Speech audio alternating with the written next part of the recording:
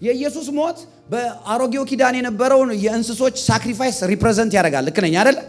በኦልድ ቴስትመንት የነበረው ግን የእንስሶች ሳክሪፋይስ አንድም በግ፣ አንድም ዋኖስ፣ አንድም ጥጃ፣ አንድም የሚሰዋ እንስሳ ተገርፎ አይሰዋም። እንደውም እግዚአብሔር ይላል ያልተሰበረ መስዋዕት ነው የምትሰጡኝ፣ ንጹህ መስዋዕት አምጡልኝ። ኢየሱስስ ልዩ የሚያደርገው በደንብ ተገርፎ ተበጣጥሶ ነው የተሰዋው። ለዛ ነው በመገረፉ ቁስል እኛ ተፈወስ።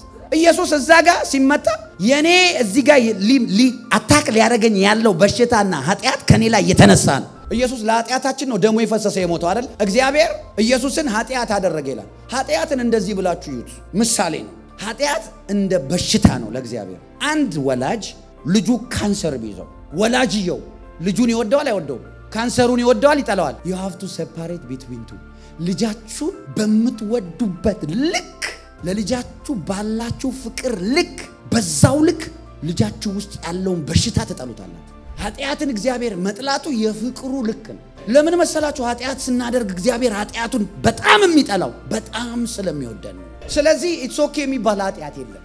ኃጢአት ነው። አንዳንድ ጊዜ አሁን ለምሳሌ እግዚአብሔር የሚወደውን ልጅ ይገስጻል ይላል። ኢቭን ፓስተር እኔ የምወድ ከሆነ ገስጻል። ኃጢአት አደረግ እንደዚህ ወደቅሱኝ ኮንዴም አላረግም ዋይ ብዬ ሳብ አድርጌ ይናገራል።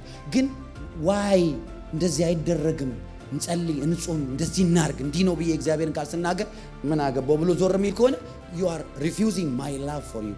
ፍቅሬን አልፈልግም ወደዛ ሄድ እያልክ ነው። እኔ ደግሞ የእግዚአብሔርን ፍቅር አስተላላፊ ነው። ኢየሱስ እንደዛ ሲመታ፣ ኢየሱስ እንደዛ ሲገረፍ፣ ኢየሱስ በዛ ስቃይ ውስጥ ሲያልፍ እግዚአብሔር ዝም አለው ይላል። ለምን? እግዚአብሔር ኢየሱስን የሚወደውን ያክል ኃጢአትን ስለሚጠላው ነው። አሜን በሉ።